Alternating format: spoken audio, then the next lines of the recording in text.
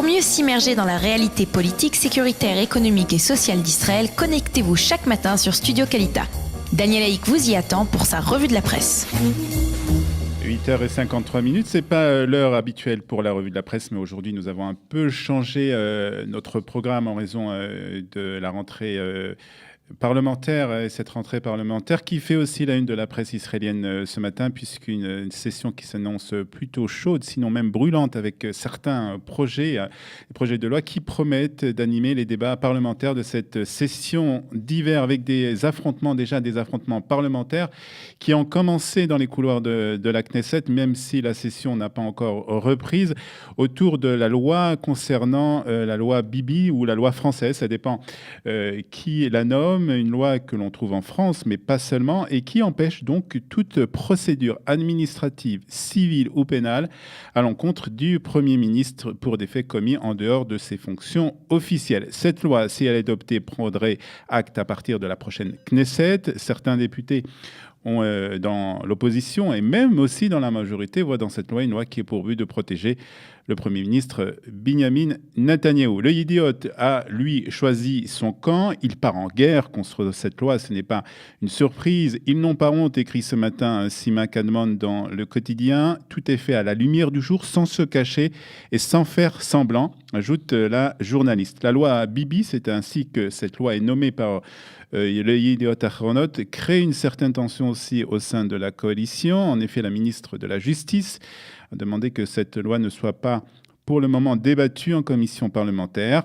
Ayelet Shaked veut auparavant en débattre avec les membres de son parti. Et donc, elle a demandé que le débat soit un peu retardé au sein de cette commission parlementaire en réaction du Amselem. Député du Likoud a menacé d'annuler tous les débats au sein de cette commission parlementaire. Donc, on le voit, un peu de tension au sein de la coalition gouvernementale. Galei Tzahal, ce matin à la radio de l'armée israélienne, a annoncé pour sa part que le conseiller juridique du gouvernement s'opposait, lui, totalement à cette loi. C'est une loi inacceptable, aurait écrit le conseiller juridique du gouvernement, Avichai Mandelblit. Puis le Maariv ajoute de son côté que le ministre des Finances, Moshe Kahlon, veut que cette loi soit débattue avec une autre loi, une loi qui réduit à 8 ans le nombre d'années qu'un Premier ministre peut rester à son poste. On le voit donc, beaucoup de tensions au sein de la coalition autour de cette loi, la loi Bibi ou la loi française, comme chacun le nomme. Le Israël Hayom, lui aussi, fait la une avec la rentrée parlementaire, mais avec un autre projet de loi. Le quotidien nous révèle que Binyamin Netanyahou et Moshe Kahlon se sont entendus pour que le budget de 2019 soit déjà voté durant cette session d'hiver. Et nous en avons parlé il y a quelques minutes avec Sharon Askel, qui était notre invitée ce matin sur Studio Kalita. Autre sujet de tension, et c'est le Maariv qui nous en parle, c'est le Premier ministre qui a annoncé hier sa volonté de baisser le taux d'éligibilité, une façon pour le Premier ministre de favoriser des petits partis qui ont du mal à dépasser ce seuil qui ont eu du mal à dépasser ce seuil lors des dernières élections. Vous savez, c'est ce seuil qui permet à un parti d'être représenté ou non au Parlement israélien. La réaction d'Aryeh Deri, le président de Chasse, ne s'est pas fait attendre. C'est le Maariv qui nous le rappelle ce matin. C'est comme nous planter un couteau dans le dos, a-t-il déclaré. Pour Aryeh Deri, cette loi a pour but de favoriser l'élection du parti rival du parti Chasse, le parti dirigé par Eli Yishai. Et puis une autre loi que veut promouvoir aussi le ministre des Finances, et c'est le Israël Hayom qui nous en parle ce matin. C'est une loi concernant la vente d'armes. Son objectif est d'accroître la capacité d'Israël à participer à la lutte internationale contre la distribution et le financement des armes de destruction massive, notamment en appliquant immédiatement des sanctions économiques à ceux qui distribuent ou qui financent ces armes ou à ceux qui les aident. Cette initiative a pour but, selon le quotidien, d'éviter la vente d'armes à la Corée du Nord. Et puis dans le même registre, c'est le Haaretz qui nous révèle qu'Israël aurait vendu des armes aux forces armées de Birmanie lorsque celle-ci aurait organisé une purification ethnique. En effet, selon le quotidien Haaretz, il y a 6 mois, la marine birmane aurait reçu d'Israël un navire avec des positions de tir et devait en obtenir au moins 2 de plus. Les grandes nations ont limité la vente d'armes à la Birmanie en raison de crimes de guerre commis par la Birmanie contre une minorité, la minorité Rohingyas.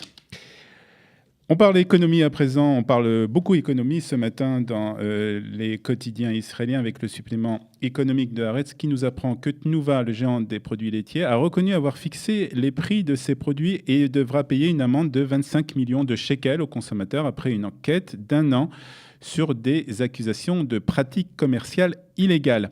Il aurait également imposé aux chaînes les prix de produits fabriqués par d'autres entreprises, les fixant à un niveau comparable au prix des siens afin d'éliminer toute concurrence. Et puis, autre information économique qu'on peut trouver ce matin dans le Calcaliste, elle concerne Bezeq. Le ministère des Communications a menacé le plus grand opérateur de télécommunications d'Israël d'une amende de 11 millions de shekels s'il ne mettait pas en place une réforme de la téléphonie. Dans un document présenté hier au marché d'échange de Tel Aviv, Bezeq indiquait avoir reçu un rapport du ministère affirmant que l'entreprise ne s'était pas conformée à une réforme de la vente de la téléphonie et n'avait pas mis ses infrastructures à la disposition de ses concurrents pour leur permettre de fournir des services de téléphonie comme exigé.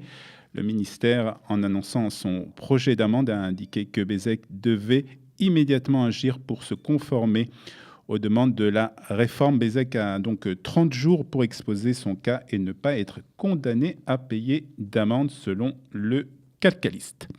Le Haaretz et le Yediot reviennent, eux, sur l'arrestation de 15 extrémistes juifs. La police a appréhendé donc le chef de l'Ehava, cette organisation dirigée donc par Benzi Gopstein et d'autres membres du groupe auquel il est reproché d'avoir agressé et harcelé des hommes arabes qui fréquentaient des femmes juives.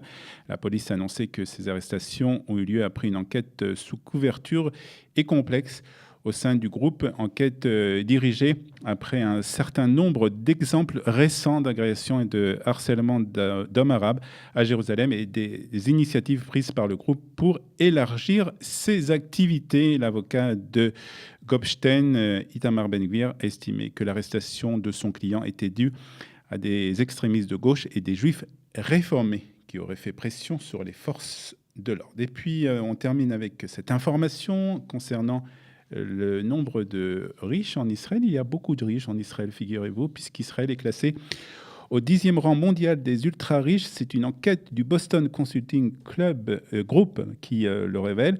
D'après ce rapport sur la richesse dans le monde, 4,6% des ménages israéliens sont millionnaires, ce qui place Israël au 8e rang de son classement mondial, derrière les États-Unis, qui est en 7e position, et la Suisse en 2e position. Israël arrive aussi au 10e rang lorsqu'il s'agit des ultra-riches, des très riches. Avec sur 1 million de ménages, 37 ont ainsi une fortune qui dépasse 100 millions de dollars. Pour mieux s'immerger dans la réalité politique, sécuritaire, économique et sociale d'Israël, connectez-vous chaque matin sur Studio Kalita. Daniel Haïk vous y attend pour sa revue de la presse.